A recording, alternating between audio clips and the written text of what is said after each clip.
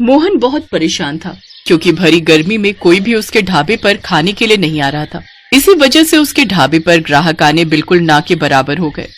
मोहन भैया, सुबह से एक भी ग्राहक नहीं आया है। आज जो भी बनाया था वो बचा हुआ है। तो एक काम कर, ऐसे ही लोगों में बांट दे और बाकी का तुम और बाकी सब घर ले जाना, क्योंकि गर्मी से खाना खराब हो गया तो फायदा ही क्या।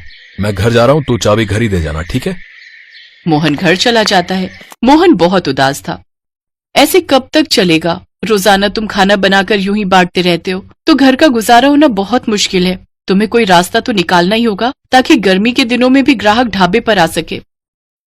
सोच तो रहा हूँ सविता, पर पंखे की हवा में कोई बैठना पसंद नहीं करता और शहर जैसे एयर कंडीशनर लगाने के लिए बहुत पैसे चाहिए। उसका बिजली का बिल भी बहुत आता है और इतनी कमाई नहीं है अभी कि मैं वो सब कर सकूं।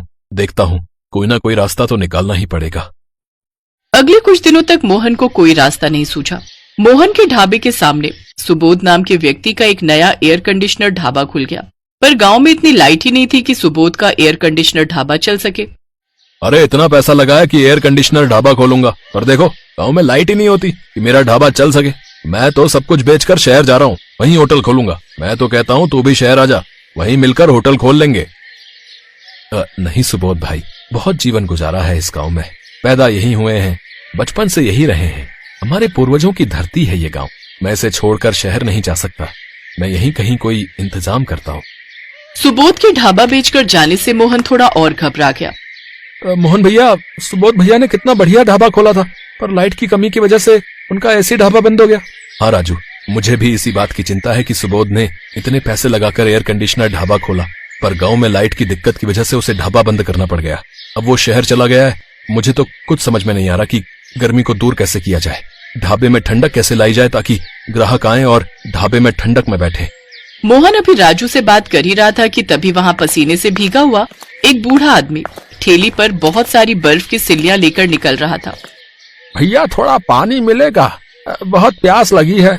हाँ जरूर मिलेगा। राजू, जरा चचा को थोड़ा पानी पिला दे। बर्फ की इतनी भारी सिल्लियां कहाँ लेकर जा रहे हो चचा?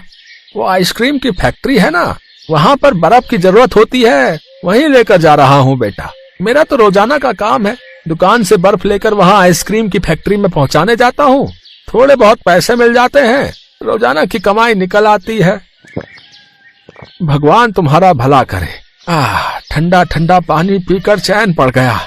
आहा। बूढ़ा आदमी पानी पीकर जैसे ही आगे बढ़ने लगता है, मोहन उसे आवाज लगाता है। चाचा जरा रुकना तो, क्या मैं ये थोड़ी बर्फ की सिल्लियां आपसे खरीद सकता हूँ? हाँ क्यों नहीं बेटा, ये तुम खरीद लो, मैं आइसक्रीम की फैक्ट्री में और बर्फ दे आऊंगा।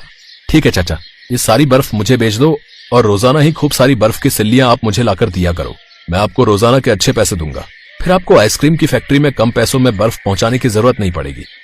ठीक है बेटा, मैं तुम्हें रोजाना बर्फ ला दिया करूंगा। अच्छा राजू, ये बर्फ की सिल्लियां उतरवा ले। मोहन भैया, इतनी सारी बर्फ का रोजाना क्या करोगे? हमें तो इतनी बर्फ की जरूरत नहीं पड़ती। राजू, ये बर्फ इस ढाबे को ठंडा करने के लिए है। क्या बर्फ से ढाबा ठंडा होगा? हाँ राजू, मेरे दिमाग में एक आइडिया आया है, हम इस ढाबे को बर्फ का ढाबा बनाएंगे। मोहन ने दिमाग लगाया और बर्फ को ढाबे के चारों तरफ ढक दिया और कुछ बर्फ की सिल्लियां ढाबे के अंदर की दीवारों पर भी लगा दी, जिससे ढाबे में बहुत ठंडक हो गई। जब लोगों ने सुना कि मोहन ने अपने ढाबे को बर्फ का ढाबा बना दिया है तो सब देखने के लिए आने लगे। सबको बर्फ का ढाबा बहुत आनंद दे रहा था। गर्मी और तेज धूप से बचने के लिए सब मोहन के ढाबे में ही आकर बैठते और खाते पीते। इससे मोहन का ढाबा फिर से चलने लगा और कमाई फिर से शुरू हो गई। ये काम तुमने बहुत बढ़िया किया मोहन, अपने ढाबे को बर्फ का ढाबा बना दिया। हम सबको इस गर्मी में राहत मिल गई भाई। मेरा तो जब भी ठंडी लस्सी पीने का मन होता है मैं तुम्हारे ढाबे पर आ जाता हूँ। गर्मी में ठंडा ठंडा बर्फ का ढाबा और साथ में ठंडी ठंडी लस्सी, भाई वाह, बहुत मजा आता है भाई। अरे धूप में बाहर खड़े होकर रोटी खाने का मन ही नहीं करता था, इस ठंडे बर्फ के ढाबे में रोटी खाने में भी बहुत आनंद आता है भैया। धन्यवाद भैया, आप सबको ये तरीका बहुत पसंद आया, मुझे इस बात की खुशी है। राजू, जा चाचा बर्फ ले आए हैं, बर्फ अंदर और लगा दे ताकि और ठंडक हो जाए। मोहन बेटा, ये मेरा बेटा रघु है, अब से ये भी मेरे साथ तुम्हारे ढाबे पर बर्फ लाया करेगा। अच्छा, क्योंकि तुम कह रहे थे ना कि तुम्हें ज्यादा बर्फ की जरूरत है, इसलिए हमने 2 ठेली बना ली है। अब ये तो बहुत बढ़िया किया चाचा, ये लो आपके आज के पैसे। मोहन की बर्फ के ढाबे की तरकीब कामयाब हो गई। गर्मी से लोगों को राहत मिली। मोहन का काम अच्छा हो गया और साथ ही वो बूढ़ा आदमी जो बर्फ बेचता था पहले इतनी दूर जाता था पर कोई कमाई नहीं होती थी, पर मोहन के ढाबे पर बर्फ बेचने से उसकी भी अच्छी मदद हो गई। इस कहानी से हमें यही सीख मिलती है कि हमें कभी भी परिस्थितियों से घबराना नहीं चाहिए, बल्कि उनसे बाहर निकलने का मार्ग ढूंढना चाहिए।